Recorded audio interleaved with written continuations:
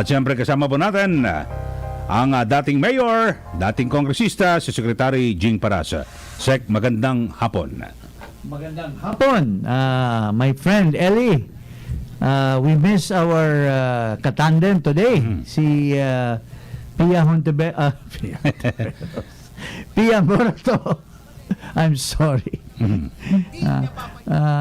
Pia is busy today. Okay. Pero malaking kawalan natin today, but the show must go on. Ika nga, no? Opo. Ellie. Today, mukhang nagpatuloy ang typhoon, ano? At very good action naman ang ating Pangulo at pinatuloy yung suspension ng government offices at saka mga classes sa pampublikong paaralan. Apo, at siyempre ay bahagi yan ng rekomendasyon ng NDRRMC at kasi sa pribado nagsisunuran na rin po, Secretary, no? At nagdesisyon na rin yung kanya-kanyang mga LGU na isuspende kasi ang inaantay ng pribadong sektor o ng mga paaralan yung LGU. Opo. At maganda din ito dahil yung mga private companies, mga banks, nag-cut short din sila ng kanilang office hours today. And that's good for our employees, our mga manggagawa, at sila ay hindi ma-stranded, makakauwi ng maaga sa kanilang pamamahay. Opo.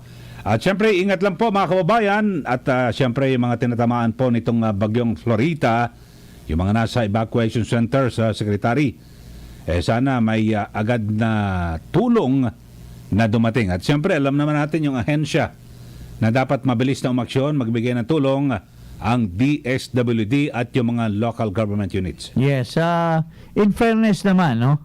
At least ang DSWD ay being an institution, well, it has to function on its own. Mayroon naman yung mga patakaran. Regardless of its leader or whoever is in command, the institution itself, may mga permanent public officials dyan at naipapatupad pa rin nila ang mga tungkulin bilang government agency. So we thank the DSWD, we thank the OCD, no, at saka NDRRMC for addressing the crisis brought about by Typhoon Florita. So marami pong salamat sa inyo lahat.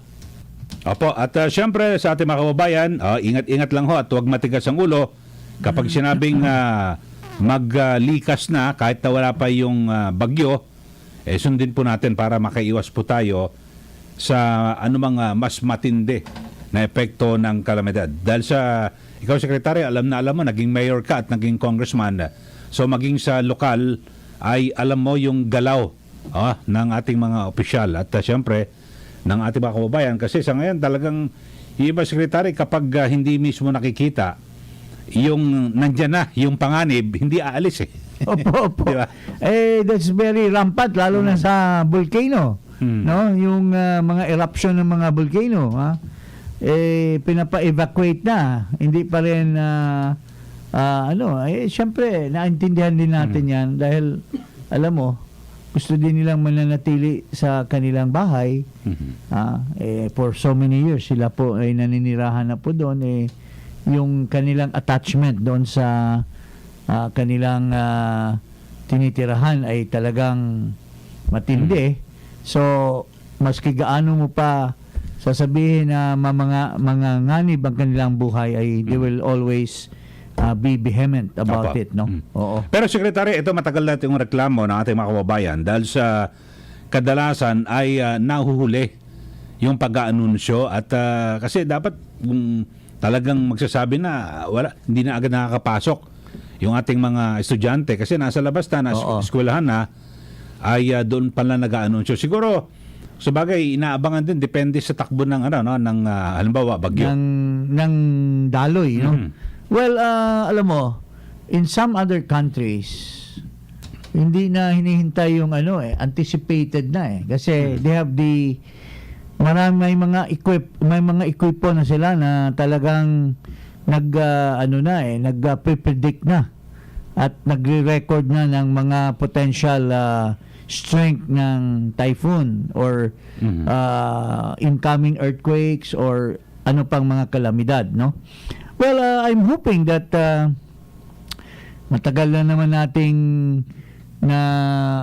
nakilala si Mr. Solidum. Siya na ngayon ang DOST. head ng DOST. So, we expect that he will be able to bring in efficiency in the department, lalo na sa pag-asa. Tama. Malaki na ngayon ang pag-asa natin, hopefully, no? Under the leadership of Secretary Solidum ng DOST. So, we look forward in the days to come. Sana mag-improve na po ang ating mga predictions, ating mga abiso sa mga ating mga kababayan na makapag-preparar sila. Di ba, maalala natin yung surge doon sa Leyte. Ang dami pong napinsala doon. So, those things should be thing of the past already. Di ba, Eli? Ayun, apo. Okay, at siguro sa ating mga kababayan, at siyempre pinag-uusapan din Secretary ngayon, yung naging pamahagi at sabihin natin maling sistema na pagbibigay ng tulong ng DSWD. So yan ay siguro ma-correct na nila sa lalo madaling panahon. At Opo. At saka sana wag naman makipag-away sa mga mayors. At siyempre ang mga mayors naman, siyempre disappointed sila dahil nagguguluhan din ang mga tao nila dahil dinirekta ng DSWD. Kung dinaan sana sa kanila, sabi sa akin ng isang mayor, there will have been an proper order of distribution. But we have discussed that maybe if some development in that area will come in, we will discuss it some more, no? Pero ang matinding issue nito ay hindi pa rin natatapos dahil pagkatapos ng House of Representatives inquiry or investigation, sumunod naman ang ating Senado. And wow, kahapon very revealing, Eli. Very revealing at ang mga senador ay nakatutok sa mga dokumento, nakabantay sa mga development, sa mga sinasabi ng mga resource person. So, mayroon yata tayong isang video, ang testimony ni Mr. Vic Rodriguez. Very revealing po ito. And, well, sabi nila, words coming from the mouth cannot lie. Yes, so. Hindi pwedeng magsinungaling. So, mayroon ba tayo niyan? Okay. Panoorin at pakinggan natin. Oo. Following day, 5 August, Friday, at around 2:55 p.m., my office received a draft sugar order from then SRA Administrator Serafica. And few hours thereafter, we received the recommendation, a memo containing the recommendation to import that 300,000 metric tons of sugar, this time coming from Senior Undersecretary Leo Sebastian. On 7 August, which is a Sunday, at around 2:57 p.m., I received a text message from Senior Yusek Leo Sebastian. And the message contains, and I quote, "Good afternoon, ES Vic. Any instruction from the President after his meeting with SINAG on sugar and on fertilizer for farmers? Thanks." I purposely did not answer him dahil wala pa pong tugon ang Pangulo sa tatlong Napaka-irresponsable bagay na ito. Hindi sinagot On August 8, Isa pa. Monday, at around 7:06 p.m., I received again another message from Yusek Leo Sebastian, and I quote, "Good evening, ES Vic. Any decision by the President on the additional fertilizer funding for rice? Thanks." Recording is on. Okay. Again, purposely did not respond because these are the matters that are still on the table of the acting Secretary of the Department of Agriculture that we have yet to act upon and that he has yet to decide on. Okay, Secretary On Jing. 10 Okay. With due respect, no? He looks very clean cut. Bata na ano, pero baka malalim ang kulog sa pag-iisip kasi dito sa susunod na makikita nating video, makikita natin mga kababayan na nagsisinungaling ito si Apa. Ginoong Vic Rodriguez. Pero kanina may binabanggit ka, Secretary Jing, na talagang iinumpormahan naman pala sa kanya, no? Oo, inupormahan. Pero sabi niya, sinadya niyang wag sumagot. Oh, that's unethical, no? You have designated this person to be your representative in a memorandum that he will act on everything. Tapos, ikaw mismo ang nagbigay ng directive. Ngayon, nagtitext sa'yo, nagpa-follow up. Dahil crucial yung shortage ng sugar, napaka-irresponsible naman itong taong ito, hindi sinasagot. Siya mismo, inamin niya. Sabi niya, sinadya Oo, niyang ha? wag sagutin. Sinadya niyang I mean, is that the kind of executive secretary that we have?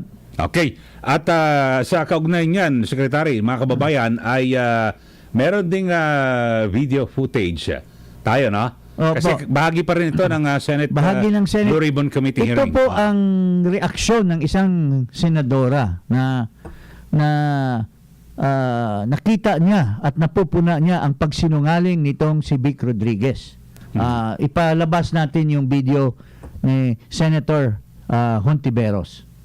Sinasabi ng Malacanang na illegal ang SO4. It was called illegal because it was issued beyond the authority of the entity that issued it. Wala daw authority si dating Yusek Sebastian. But is that true?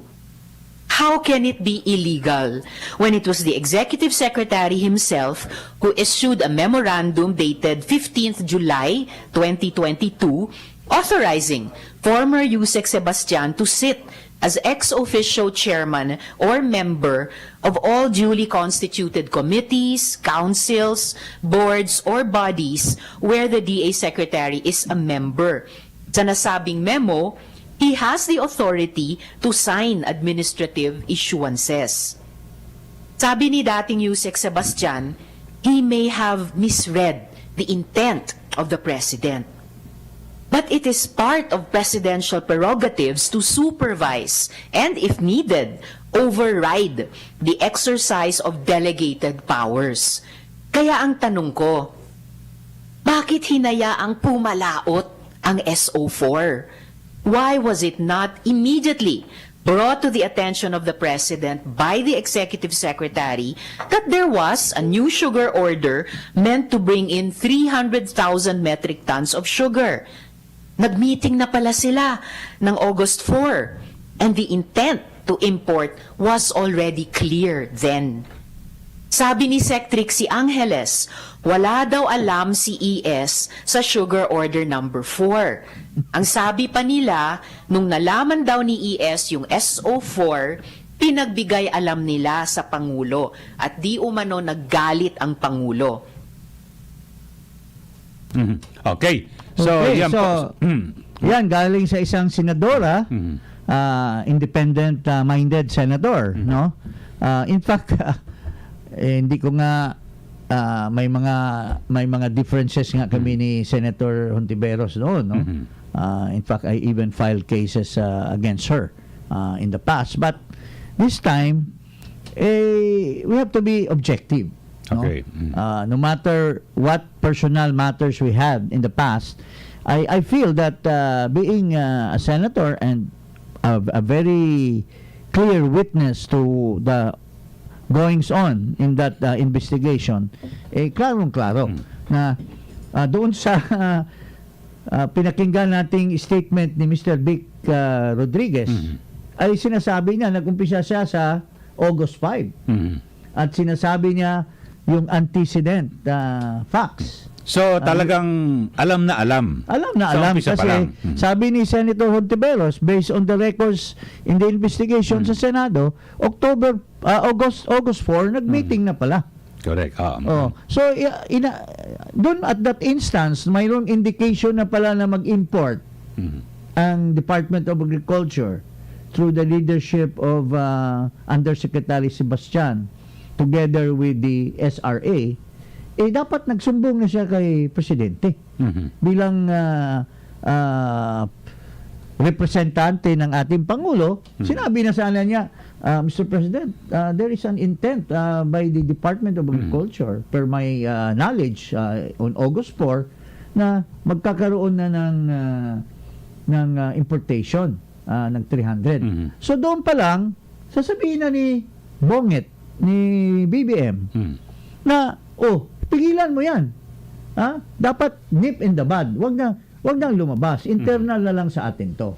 Tama. Hinayaan pa ni Mr. Vic Rodriguez na hindi niya sinagot si Sebastian 2 beses. Unethical.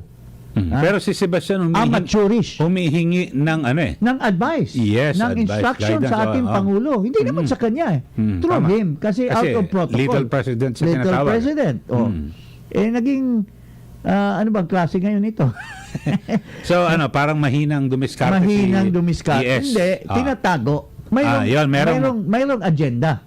Kasi okay. bakit mo tinatago sa Pangulo at hinayaan na niya na magalit ang Pangulo kasi lumampas na yung mga dapat na mga panahon na dapat na inform na ang Pangulo. Pero lumilitaw Secretary Jing na parang nagsakripisyo si Yusek Sebastian.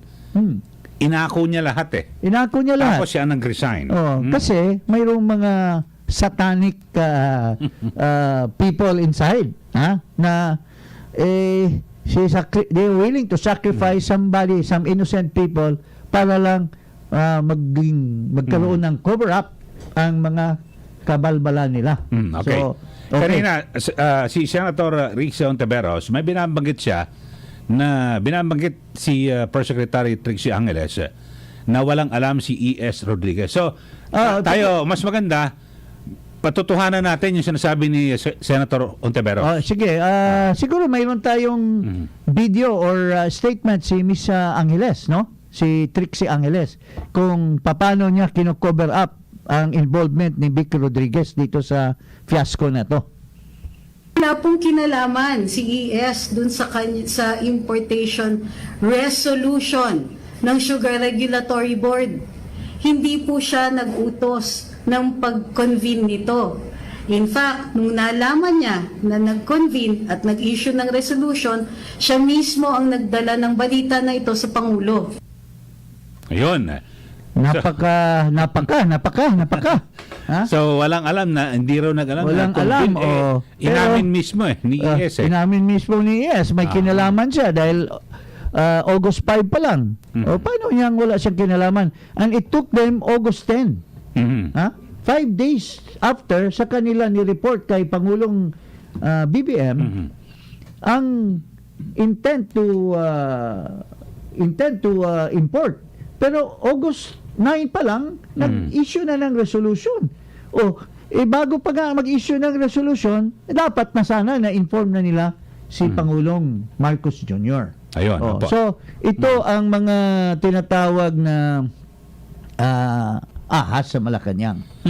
Yun ang sinasabi ni Senator Amy na napakaraming ahas dyan sa Malacanang. So, pero dito, Secretary Jing, sa pangyayaring ito, kasi talagang ang pinakamatindi dito yung epekto sa pangkalahatan at yung mga bilihin na may sangkap ng asukal, talagang apektado lahat Apektado. So, pero dito, ano bang dapat gawin? Halimbawa, ng Pangulo. Halimbawa, magbibigay tayo ng unsolicited advice Kasi bago yung kanyang administrasyon at marami kumbaga sa ano, mataas yung tiwala ng taong bayan sa Yes, kanya. 31 million ang bumoto. Tapos papalpakin lang ng mga tauhan na nakapaligid sa kanya. So, Kawawa naman ng ating Pangulo. So ano ang magandang dapat niyang gawin na kasi ang daming mas magagaling, ang daming magagaling na Pilipino eh. Pwedeng maging I opisyal, think after this, na niloloko lamang siya ng nakapaligid sa kanya at klarong-klaro na sa mga investigasyon, lalo na doon sa issue ni Sebastian. Kasi ngayon, dinidikdik ni Mig Subiri, si Serapika. He's just a minor official no? And he is the he's a board member. Alam mo naman yung board, they decide as a board. Tama. So the majority decision. So not one of them will be solely responsible because it's a collective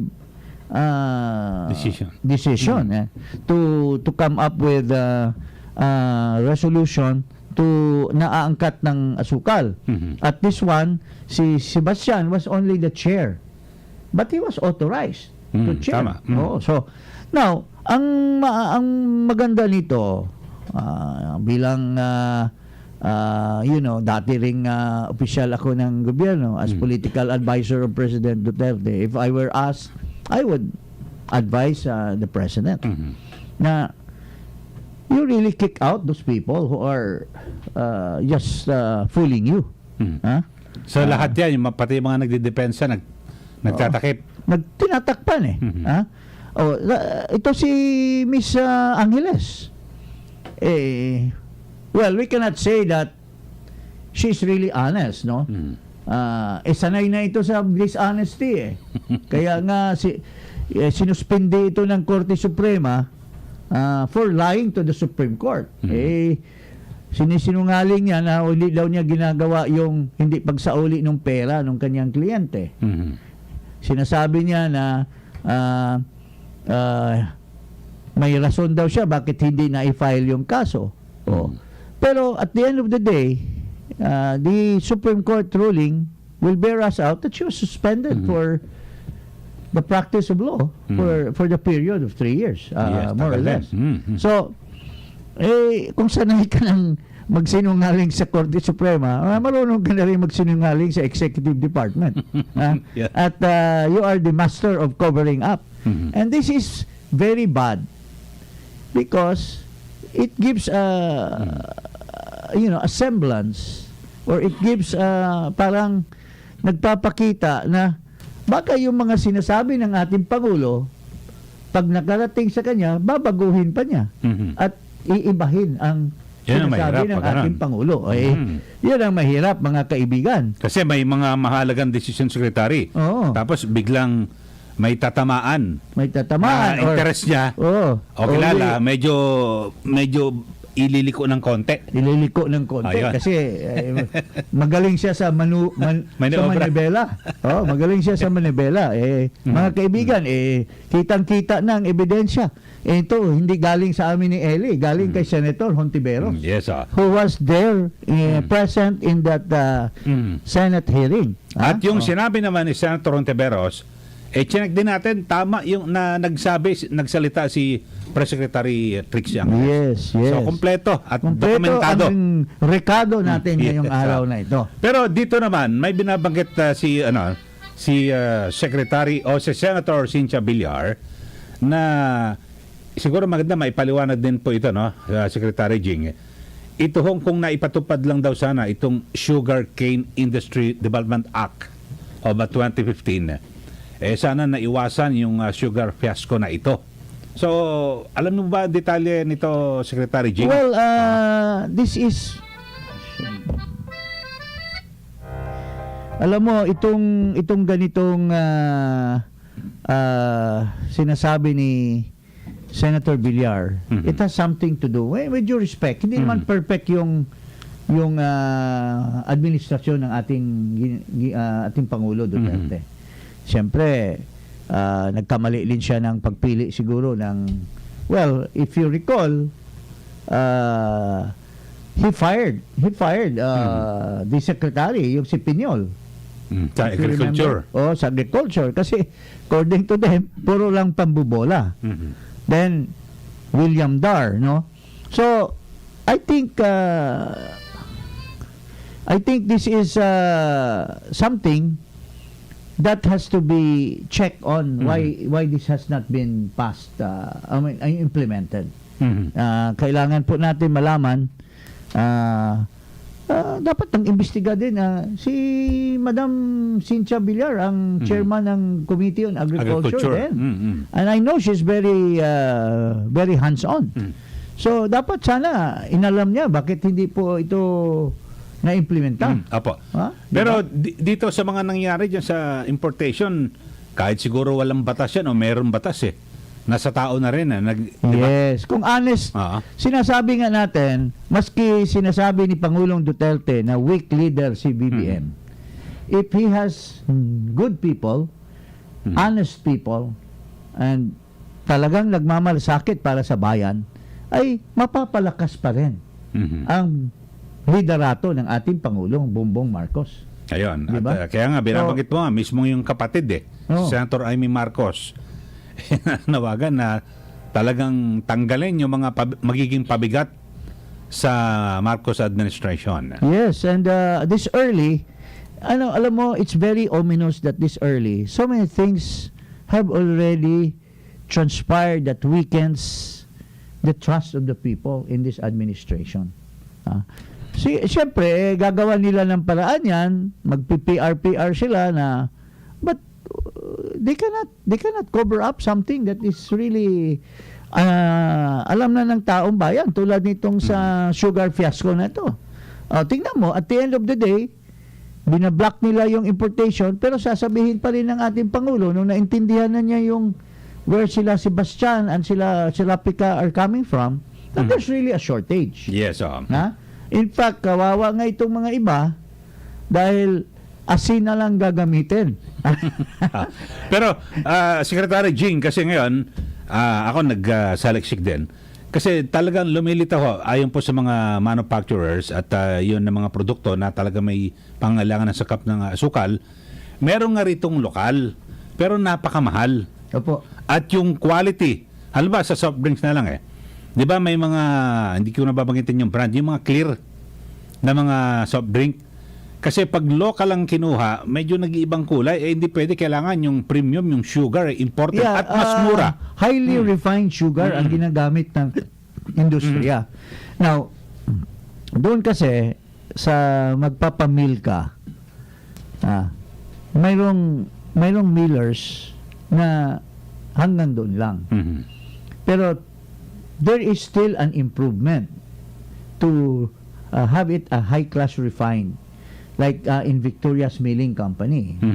May mga ganong similar na central na talagang pinoproduce yung high-class sugar. But, these are governed by rules ng classification ng sugar. Dito nagkakatalo. Kasi, ang alam ko dyan, may sinasabi sila na i-reclassify. Meron kasing A, B, C, D yan yung local consumption, a certain percentage of the kedan will go to the Sa local. A certain percentage will go to the manufacturers, mga processors. Then there is also that one portion for export. Kasi I think I don't know if still if I can recall, mayroon tayong obligation sa ating mga trade partners. Kaya binibigyan tayo ng quota para kasi mas mahal nating maibenta sa labas. Mag-export tayo. So ang totality niyan, kung ang isang kedan 72 something kilos of sugar, hindi lahat yan para sa yung isang kilo, divide yan. So hati-hati. at the end of the day, yung isang tonelada mo, magkakaibang presyo, pero ang total price niyan is a conglomeration or it's a mixture of all the prices of the classification. Ayun. So, pero kakayanin ba, Secretary, halimbawa tanggalin mo na, wag mo tayo mag-export? Well, para ma-sustainahan itong pangailangan sa lokal. pwede naman yan. Nasa atin na yan ng Department of Trade because they are the ones in charge of Kailan parang obligasyon natin yon. obligasyon natin yun. Now, kung papayag naman yung ating kausap na i-postpone muna natin for this year, we will double the delivery next year, baka pwedeng mga gano'n, no? So, that is a balancing act of the Yes, SRA. Pero yung mga negosyante naman, kasi halimbawa ako negosyante, kung lokal bibili ako, mahal, baka imported na lang kasi mas mura at maganda ang quality. Tama po yun. That's why there's a need to import. But siguro by next year, after the harvest season, baka makakope up ang mga sugar planters. They will be able to have a high production. Baka mabawi natin yung mga shortage, no?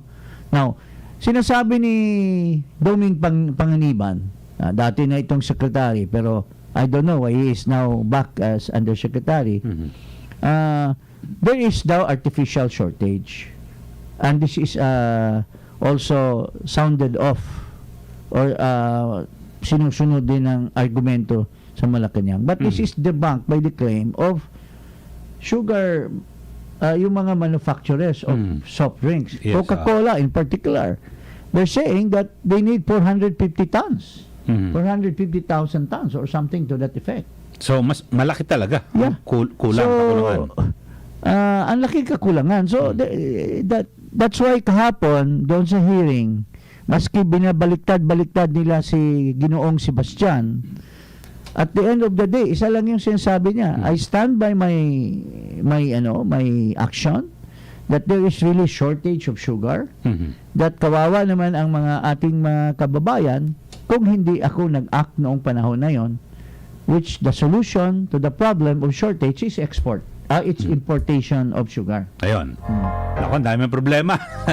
At sana wag lumala na yung sa asin at iba pang pagkain. Yung sa asin naman, sinasabi mo nga na there's also a shortage, and this has been admitted also by Mr. Panganiban. And ito kasi, it plays a monkey wrench, so to speak, doon sa mga small producers ng bread. Di ba? Sabi nila, wag na tayo mag-sugar, mag-asin na lang tayo. Yeah. Ito naman. The irony is that wala ring asin. It's not enough to serve their purpose. So, there's really a problem. I think ito, if I were the president, but I'm not, but dapat sana pagkukulan niya ng panahon ang pagiging Secretary of Agriculture niya. Wag niyang i-delegate kay Sebastian or ngayon may tatalaga na naman silang tao, baka mamaya i-delegate na naman niya yung function.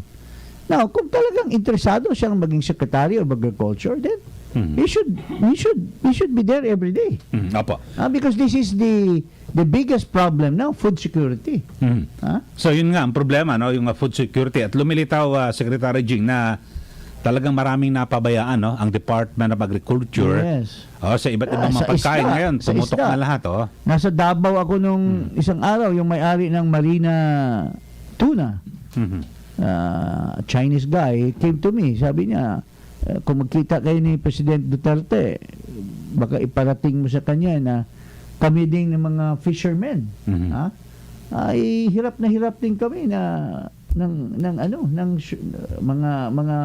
may mga restaurants. Hirap daw sila ng supply ng isda. So, well, galunggong for instance, there's a shortage. Diba? So lahat na lang, 'di ba? At least Lahat yung mga na lang.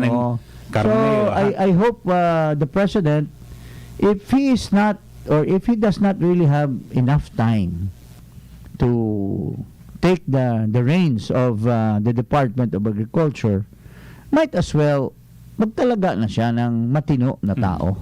Ayun, opo. Okay. So, sana po, Bongit, Ginoong Presidente, sana maging you'll be very brave enough to face reality. Okay. Iparush kay Paras. Iparush kay Paras sa RMN DCXL. Okay, samantala mga kasama, oras na natin sa buong kabuluhan. Alas 2:08 na po ng hapon. At yan, iwanan na nating isyong yan. Pero siguro sa mga susunod na araw ay magkapatuloy at baka may mga follow-up pa ho dyan at puputok pa na mga balita. Alamin po natin sa ngayon ay bumuo na, no, yung sa Commission on Appointments o sa CA, yung sa dalawang kapulungan ng Kongreso ay bumuo na. At para siyempre isasalang ho dyan yung mga cabinet secretaries na kailangang makumpirma para tuluyang sila po ay makapaglingkod at siyempre mamuno sa kanilang mga departamento. So nagano na, bumuo na Secretary Jing. Yes. And so kompleto na. I hope the CA will be very strict, will be very precise in their itong tinatawag nating pagsusuri. Kasi mayroon nga mayroon nga isang column, sabi niya, if you hire a clown, then there is a circus. So, well, I hope there are no clowns in the cabinet, no? Opo. Oo. Pero dito, Secretary, malaking tulong ang gagawin ng CA. Yes. Kasi kanilang titiyakin na yung magiging pinuno ng bawat departamento talagang maayos, matino at magiging, sabihin natin, maisusulong yung interes ng taong bayan, magiging maayos yung kanyang trabaho. At I'm glad naman na sa Senate mayroong mga magagaling na itala na or na nalagay na mga membro, no? Tulad ni well, of course, si Senate President Zubiri, sanay na yan. It's been there in the Senate. Alan Peter Cayetano, I think he's the minority leader. I hope Senator Grace Poe should also be there. I mean, she's very good. Dito naman sa House, well, nandyan dati kasi magaling dyan si Ronnie Zamora. Pero mukhang baguhan yata, bagito itong... Ay, taga Pangasinan nalagay, no? But si Mr. Guico, no? Tama. He's just a neophyte as to why he's the chairman there. Sa House, sa panig ng House siya. He's the head of the contingent of the Ng House. House. Although the minority, the floor leader is I don't think I don't recall. Pero I think my good friend Jordin Romualdo has been a veteran in that commission on appointment, is there, and well, he will help in the task of the commission on appointments. Yeah. So ito po ang mga but talking about the Senate, may mga reklamo lang ang mga senador. Well, one senator has a complaint, no, regarding the veto of several bills by President Marcos. Tama. Yeah. Yung majority floor leader ngayon, si Joel Villanueva, sabi niya, dapat magkaroon ng LEDAC para ma-trash out yung hindi namin kagustuhan na pagbito ng mga bills ni Marcos. Dahil pinaghirapan niya ng Senado at Kongreso noong panahon ni President Duterte.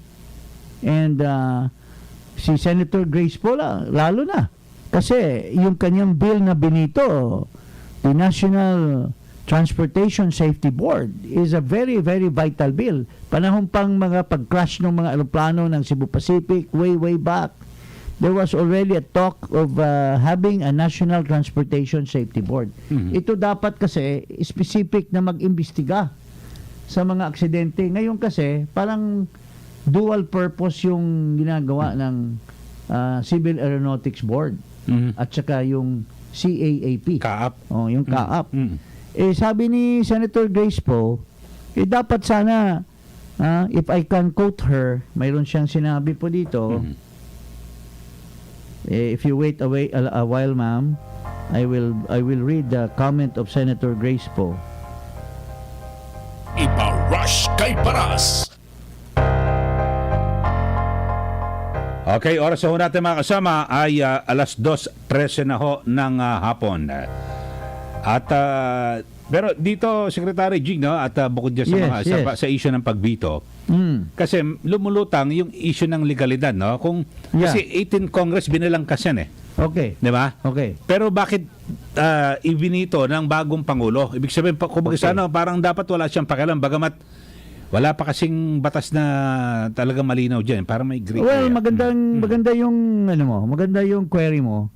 Ako rin, I have made some clarification, some research. Ito lang yung first time na isang pangulo binito niya yung mga batas or proposed bills na na nakarang kongreso, Nakaraang kongreso. administrasyon. well, maraming nagsasabi na it seems unethical. It seems unethical, wala siyang delikadesa, bakit niya hindi na lang niya nirespeto. Total, sa panahon naman niya, magkakaroon naman siyang enough time to have this rectified. Pwede niyang ipa-repeal, ano. O i-amend, Pero sana, pa-amenda, nirespeto lang muna niya yung mga naipasa kasi gumugol ng maraming panahon. Gumugol ng pera ang gobyerno para mag-convene yung mga committees niyan habang nililitis yung mga proposed bills na yan. Maraming resource persons, maraming snacks na pinapakain. Tama. Tapos, ang masama dito, mukhang hindi pinag-aralan ng ating Pangulo kasi physically, ito lang, on his first day, when he assumed office, binito na niya kagad yung Bulacan Economic Zone. Ha? Mukhang sino kayang nagpaikot na naman sa ulo ng ating Pangulo? I doubt if he has read it and understand the law. Tama. Ha? Lalo na sinasabi daw it will expand exemptions. Pero sabi naman ni Senator Mig Zubiri, hindi ito makapag-conflict doon sa bagong batas na pinlasan, yung create. Wala daw konflikto. Kung sino nagbulong kay Pangulong Marcos na gagawin niya ito, walang katuturan na inibito ito. At saka ang daming nagreklamo na itong kay National Transportation Safety Board. Ito pong sinabi ni Ginang Grace po. Very Kasi alam mo Secretary, kaya nabalangkas siyang yung panukala na ng Transportation Safety Board kasi ang daming malalagim na aksidente. Yes. 'Di ba dito sa Pilipinas Yes. at walang napapanagot. Walang napapanagot at parati na lang kaap at saka kab lang tapos magkakaroon ng ad hoc committee to investigate. Tapos wala nangyayari. Gusto ni Senator Grace po na magkaroon na talaga ng permanent. Ito nga sabi ni Grace po, I express my dismay over the decision of President Marcos Jr. to veto a bill creating the PTSB or the Philippine Transportation Safety Board. The enactment of National Transportation Safety Board is a first step towards safer roads for Filipinos. The NTSB can save lives. Hindi dapat na kung kailan aksidente, doon pa lamang tayo kikilos. Policy recommendations should be based on facts and thorough research and not knee-jerk reactions and band-aid solutions. Ayun. Tapos sabi naman ni Mig Zubiri, this kind of veto is going to strain the relationship between the Congress and the Executive. Tapos sabi ni Joel Villanueva, bakit naman? Parang it's hard to swallow yung ginawa ni Pangulong Bongbong Marcos na binito na ito. Lalo na yung retardation ng economic development sa Bulacan. It was allowed to put up an airport. So therefore, there must be a necessity to have an economic activity within Tama. the airport. Kung sino mang contributor yan ang bumulong dyan na kontra sa kanilang interes, nagpadala si Presidente siguro, or I don't know. I mean, I cannot speak for him, but certainly in a statement by Mr. Ramon Ang, who is the contractor, yung kanyang kumpanya, San Miguel is the contractor of the airport, sabi nila, the government will lose at least 200 billion worth of investment. Laki, no? Yan ang kailangan ng gobyerno ngayon, investment. Employment, Yun. they will lose. Mga manufacturing companies which will be situated there, mawawala. Just because somebody made a whisper to BBM. On the first day, he vetoed it. Paano naman? Superman ba ito si Bongbong Marcos na mapag-aralan niya sa unang araw niya sa pagka-presidente ang isang pinag-aaralan ng gusto na batas sa Senado Yes, at saka sa Kongreso? Kasi ako, ang dami ko na rin nakoberan na Secretary Gina na administrasyon, panahon na BR, ERAB, GMA, kay Pinoy. Pag may mga ganyan na iwan, pinababayaan ng maglapse na Yes, diba? yes, Kasi, because out of respect and delikadesa of the previous Congress. yes, parang sa halimbawa sa Supreme Court, 'di ba, sa isang division. So pag-appoint sa iyo, hindi ka kasama sa deliberasyon nun. Yes. Hindi ka boboto. Hindi ka dapat. Delikadesa. Hindi ka dapat. Kasi wala kang partisipasyon doon. Parang ganon. sabi nila, baka, dahil nga, sabi ni Duterte, napakayaman itong si Presidente Marcos din, ang iyang mga anak, pampered, baka hindi nila natutunan yung delikadesa. Okay, so ito, marami, Secretary Jing, no, na iba't ibang mga talagang, ito, yung nasayang. Nasayang, yung Pagod. Yung isang bill. Alam mo kasi, ako rin, I feel bad. Siguro maganda bigyan mo ng kaunting kaalaman yung ating mga listeners. Papaano ba na binabalangkas ang isang panukalang batas? Kasi meron pa yan sa committee pa lang, committee level, plenaryo, tapos pagkatapos sa House, punta sa Senado. Well, I should know this because I was the Presidential Legislative Liaison official. At naging kongresista ka rin, di ba? Well, I was previously. But this one, talagang yung mga bills na yan, ako talagang nagsapupo niyan. Ha? I was pushing this to the Senate and to the House. Yung safety board na yan. Lalo na yung bill yung OGCC. Kasi lumapit sa akin, isa dyan, kaklase ko, isang high official dyan, lumapit sila sa akin, nagpatulong talaga na baka mabago naman yung sistema or setup ng Office of the Government Corporate Counsel. Magbago yung kanilang mag-adjust doon sa mga ibang offices who are similarly doing the same work. So, kinausap ko yung chairman niya ng committee, kinausap ko yung mga tinulak namin na ipasa sa House. It took a little while to pass sa Senate. Ang dami kong kinausap din at dinala ko yung head ng OGCC, pinapakausap ko sa kanila. There was really enough effort on the part of the House and the Senate na maipasa. But I don't know kung sinong bumulong kay Marcos, bigla na lang tinurn down. Ayun, tama. Kawawa naman yung mga officials ng OGCC. Maski palitan pa niya yung head, but the 90% of those people are permanent. They are regular, no? Ito namang mas lalong matindi. Sabi nga ni Joel Villanueva, or if I recall, somebody, a senator, kaya natin yan pinasa is to encourage that every election, kusang loob magsisilbi ang mga teachers. Lagyan natin ng incentive. Kaya binigyan sila ng exemption on their yung stipend na they're exempted from paying sa tax.